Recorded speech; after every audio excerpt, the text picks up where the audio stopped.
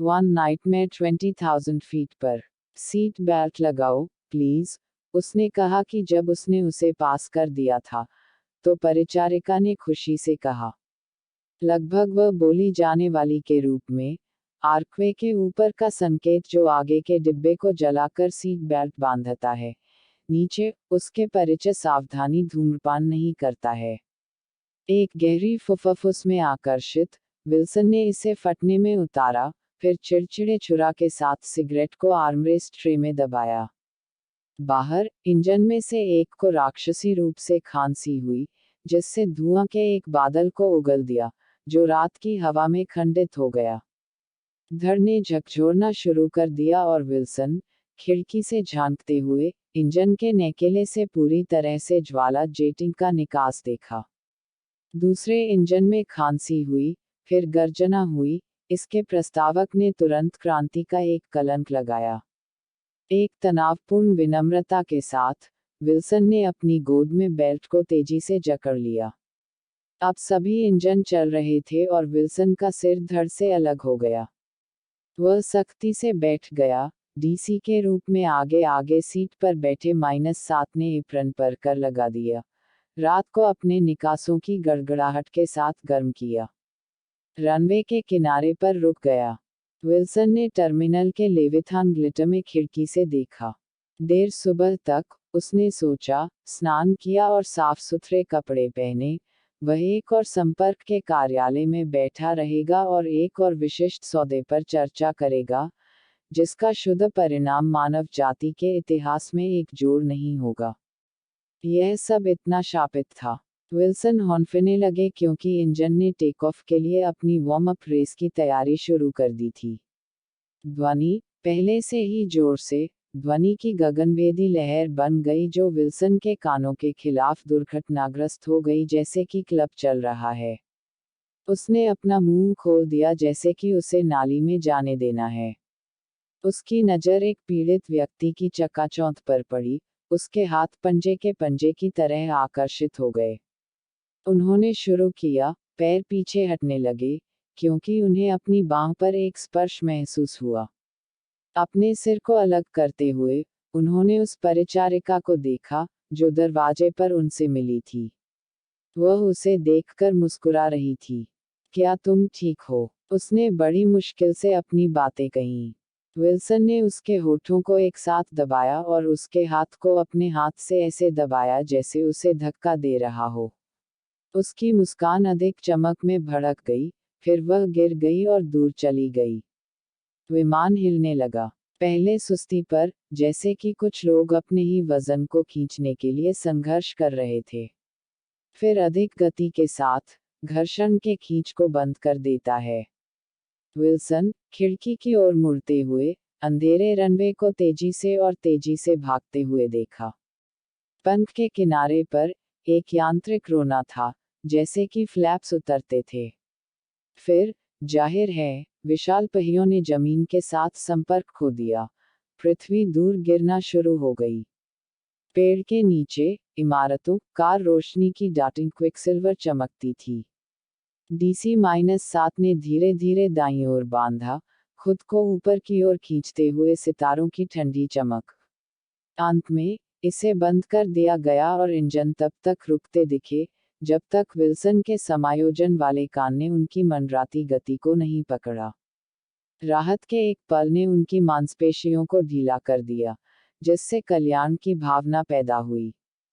फिर चला गया था। विल्सन स्थिर बैठे थे, जब तक यह बाहर नहीं निकला, तब तक कोई धूम्रपान नहीं करता था। उसके सामने सीट बैक पॉकेट में पहुंचकर उसने अपना अखबार मुफ्त में सरका दिया। हमेशा की तरह, दुनिया उसके समान ही थी। कूटनीतिक हलकों, भूकंप और गोलियों, हत्या, बलात्कार, बवंडर और टकराव, व्यापार संघर्ष, गैंगस्टरवाद में घर्षण। अपने स्वर्ग में भगवान, दुनिया के साथ सभी का अधिकार, आर्थर जेफरी विल्सन ने सोचा। 15 मिनट बाद, उन्होंने कागज को एक तरफ फेंक दिया। उसका पेट भयानक लग रहा था। उन्होंने दो लेवेट्री के बगल के संकेतों को देखा। दोनों, प्रकाशित, ऑक्यूपाइड पड़े। उन्होंने टेक ऑफ के बाद से अपनी तीसरी सिगरेट को दबाया और ओवरहेड लाइट बंद करके खिड़की से बाहर देखा। केबिन की लंबाई के साथ लोग पहले से ही अपनी रोशनी से बाहर निकल रहे थे और नींद के लिए अपनी कुर्सियों को हटा रहे थे। विल्सन ने अपनी घड़ी को देखा। 11:20। उसने थकी हुई सांस बाहर निकाल दी। जैसा कि उसने अनुमान लगाया था, बोर्डिंग से पहले उसने जो गोलियां ली थी, वह अच्छी नहीं थी। वह अचानक से खड़ा हो गया, जब महिला शौचालय से बाहर आए और अपना बैग छीनकर वह नीचे उतरने लगी। उनकी प्रणाली, जैसा कि अपेक्षित था, कोई सहयोग नहीं दिया। विल्सन एक थके हुए विलाप के साथ खड़ा था और अपने कपड़ों को समायोजित किया। अपने हाथों और चेहरे को धोने के बाद, उन्होंने बैग से टॉयलेट किट को हटा दिया और अपने टूथब्रश के पार पेस्ट का एक रेशा निचोड़ लिया। जब उसने ब्रश किया, एक हाथ ठंडी बल्कहेड के खिलाफ समर्थन के लिए लटकाया, तो वह बंदरगाह के माध्यम से बाहर देखा। पैर दूर इनबोर्ड प्रोपेलर का हल्का नीला था। विल्सन ने कल्पना की कि क्या होगा अगर वह ढीले फाड़ दें और एक त्रिकोणीय क्लीवर की तरह उस पर आकर फिसल जाए। उसके पेट में अचानक अवसाद आ गया था।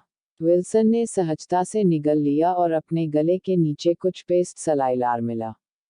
गैगिंग, वह बदल गया और सिंक में फैल गया, फिर जल्दबाजी में अपना मुंह धोया और एक पे लिया। प्रिय भगवान, अगर केवल वह ट्रेन से जा सकता था, अपने स्वयं के डिब्बे थे, क्लब कार में एक आकस्मिक टहलने के लिए, एक पे और एक पत्रिका के साथ एक आसान कुर्सी में बस गए। लेकिन इस दुनिया में ऐसा कोई समय या भाग्य नहीं था। वह टॉयलेट किट लगाने ही वाला था कि तभी उसकी निगाहें बैग में लगे ऑलस्किन लिफाफे पर पड़ी। उसने झिझकते हुए फिर सिंक पर छोटे ब्रीफकेस को सेट किया, लिफाफे को बाहर निकाला और उसे अपनी गोद में रख लिया। वह पिस्तौल की तेल से सनी समरूपता में घूर कर बैठ गया। वह लगभग 1 साल के लिए उसे अपने साथ ले गया। मूल रूप से, जब वह इसके बारे में सोचते थे, तो यह पैसे के मामले में होल्डअप से सुरक्षा, शहरों में किशोर गिरोहों से सुरक्षा के लिए होता था। फिर भी, बहुत दूर, वह हमेशा जानता था कि एक को छोड़कर कोई वैध कारण नहीं था। एक कारण वह हर दिन अधिक सोचता था। कितना सरल होगा यहाँ, अब। विल्सन ने अपनी आंखें बंद कर लीं और जल्दी से निगल गया। वह अभी भी अपने मुंह में टूथपेस्ट का स्वाद ले सकता था, कलियों पर पुदीना का एक बेहोश जाल। वह अपने हाथ में आराम कर रही ओवगन की थरथराहट की ठंडी ठंड में बैठ गया। अचानक, वह बिना किसी नियंत्रण के कांपने लगा।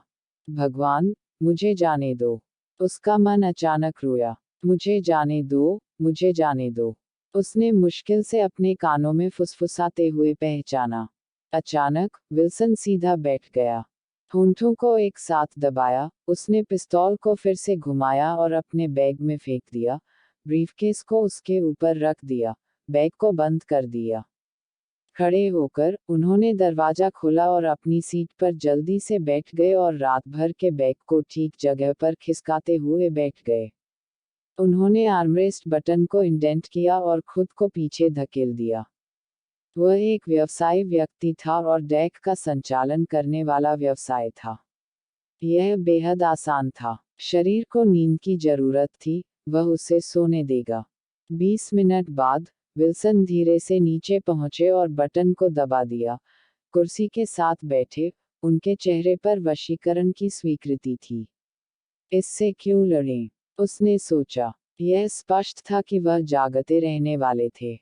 तो वह था। कागज की पहेली का आधा हिस्सा उन्होंने अपनी गोद में छोड़ने से पहले ही खत्म कर दिया था। उसकी आंखें भी थकी हुई थीं। ऊपर बैठे, उसने अपने कंधों को घुमाया, अपनी पीठ की मांसपेशियों को फैलाया। अब क्या? उसने सोचा। वह पढ़ना नहीं चाहता था, वह सो नहीं सका। और अभी भी थे उन्होंने लॉस एंजल्स पहुंचने से पहले अपनी घड़ी 7-8 घंटे की जांच की। उन्हें कैसे खर्च करना था? उसने केबिन की तरफ देखा और देखा कि आगे के डिब्बे में एक भी यात्री को छोड़कर सभी सो रहे थे। अचानक भारी क्रोध ने उसे भर दिया और वह चीखना चाहता था, कुछ फेंकने के लिए, किसी को मारने के लिए। दांत एक साथ टकराए जिससे बहुत बुरा लगा, इससे उसके जबड़े में चोट लगी। विल्सन ने एक स्फटिक हाथ से पर्दे को अलग किया और खिड़की के माध्यम से जानलेवा हमला किया। बाहर, उसने पंखों की रोशनी को झपकाते हुए और इंजन की काउलिंग्स से निकास की चमक को देखा। यहाँ वह था, उसने सोचा, पृथ्वी से 20,000 फीट ऊपर,